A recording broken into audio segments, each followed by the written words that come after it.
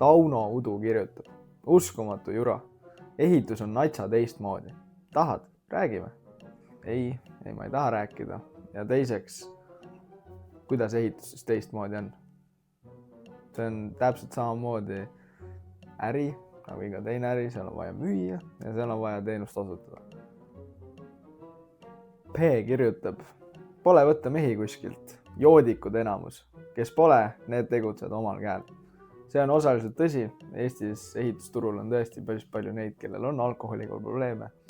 Kes võtab küla pealt endale ehitaja.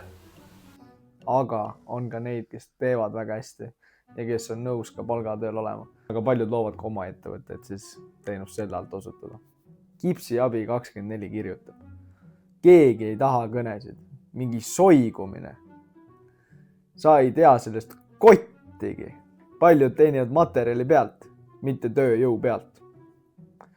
Me oleme teinud sellel aastal üle 2000 kõne ja ma võin öelda, et päris paljudel inimestel tegelikult meeldib, kui nendel helistatakse ja me reaalselt proovime nende probleemidesse süveneda. Ma arvan, et ma kotti ikkagi tean. Minu kliendid materjali pealt tavaliselt raha ei võta, et ikkagi töö pealt.